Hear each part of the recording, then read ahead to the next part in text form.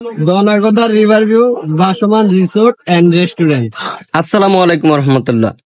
আপনাদেরকে বরাবরের মতো স্বাগতম জানাই আমি আমার নতুন একটি ভিডিওতে। আজকের ভিডিওটি আমাদের মতলব উত্তরের দনাগদা নদীর তীরে চরমাসুয়া গ্রামে অবস্থিত ভাসমান একটি রিসোর্ট। তো এই রিসোর্টটি আজকে ভিডিওর মাধ্যমে আপনাদের সামনে তুলে ধরব। তো আমরা যেহেতু নদীর এই পার বাস করি, তাই প্রথমে আমরা নৌকার মাধ্যমে নদী পার হব। আমার সাথে রয়েছে আমার 6 বন্ধু এবং আমি সহ 7 জন। তো আমরা প্রায় 20 মিনিটের মতো নৌকা চালিয়ে নদীর এই পার আসলাম। এখন আমরা একটি অটো বা সিএনজি নিব। এখান থেকে আমরা সরাসরি চলে যাব একেবারে মতলব উত্তরের পাম্প হাউস। মতলব উত্তরের গাজীপুর যে একটা পাম্প হাউস রয়েছে, ওই পাম্প হাউসে যাব। তো আমরা অটোওয়ালার সাথে ভাড়া নিয়ে একটু আলোচনা করতে আসি।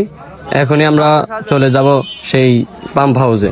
আসলে যে যাই বলুক, আমাদের মতলব উত্তরটা কিন্তু দেখতে খুবই চমৎকার এবং চারদিকে রয়েছে সৌন্দর্যে ঘেরা।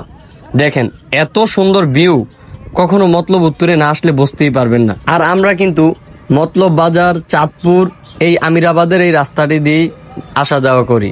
তো আমরা এখন পাম্প হাউসের পাশে যাব। ওইখানে তেমন দেখার মতো কিছু নেই, জাস্ট ছোটবেলায় পড়াশোনা করতাম, বিকেল হলে সবাই মিলে একটু ঘুরতে আসতাম।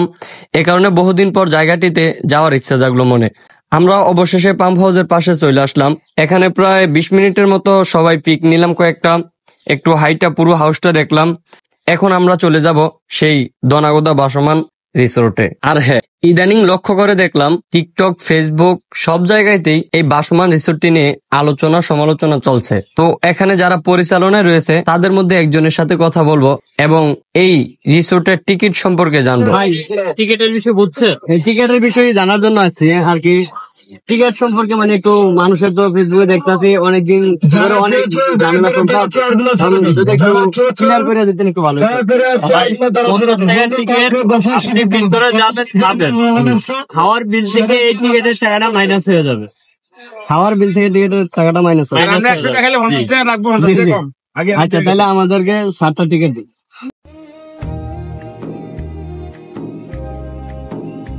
এই ভাই একটু ক্লিয়ার করে বলে দেয় না ভাই সামনে। একটা বিষয় হচ্ছে যে ভাই বলেন যে আমার এই প্লাটনে 200 মানুষের ধারণ ক্ষমতা আছে, এখন যদি এই জায়গায় 300 মানুষ উঠে তাইলে কি হবে?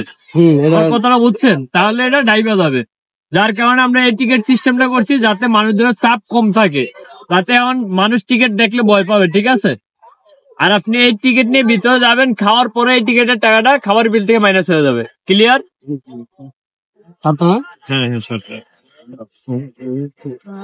তুমি টিকিট বিতরণ করো দাদু, তুমি টিকিট বিতরণ করো আমাদের। আমরা অবশেষে 7টি টিকিট কাটলাম 7 জনের জন্য। তো এই রিসোর্টের টিকিট সম্পর্কে ওনারা তথ্য দিলেন আমাদেরকে, আপনারা শুনতেই পাইলেন। দনাগদা রিভার ভিউ ভাসমান রিসোর্ট এন্ড রেস্টুরেন্ট। আমরা অবশেষে প্রবেশ করলাম রিসোর্টের ভিতরে। এখানে আইসেই দেখতে পেলাম শত মানুষের ভিড়। আর আমার বন্ধুরা শুরু করে নিল পিক তোলা। আর আমি আপনাদেরকে দেখাবো ঘুরে পুরো ভাসমান রিসোর্টটা।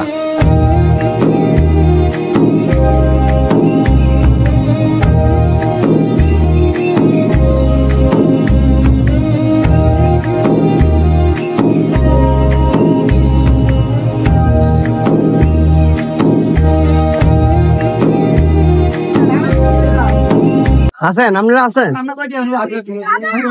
তো ভাই, কেমন কেমন অনুভূতি আপনাদের? আসেন ভাই, আপনাদের অনুভূতি সম্পর্কে যদি তো আমরা প্রায় 30 মিনিটের মতো ঘোরাঘুরি করে একটি আসন পাইলাম। আর সন্ধ্যার পর তো যে কোনো খাবার টান রয়েছে, যদি অন্যান্য খাবার খাই তাহলে আরো 1 ঘন্টারও উপরে অপেক্ষা করতে হবে। যার কারণে শুধু একটি করে লাচ্ছির অর্ডার করলাম। তো আমরা খাওয়ার মধ্যেই হঠাৎ রিসোর্টে অদ্ভুত এক প্রাণীর শব্দ শুনতে পাইলাম। কিরে, শিয়াল আইলো কই থেকে? চারদিকে হলো পানি, উপরে হলো গাড়ি ঘোড়া, এদিকে শিয়াল কই? ও কি করে?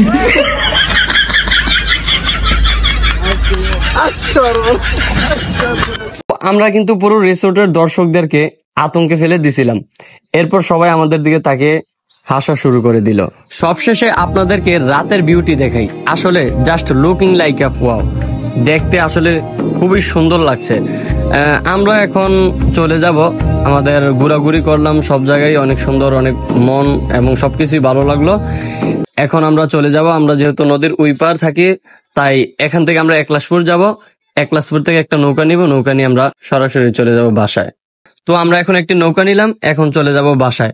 আজকের জন্য এখানেই ভিডিওটি শেষ। আর ভিডিওটি কেমন লাগছে অবশ্যই কমেন্টে জানাবেন। ধন্যবাদ, আসসালামু আলাইকুম।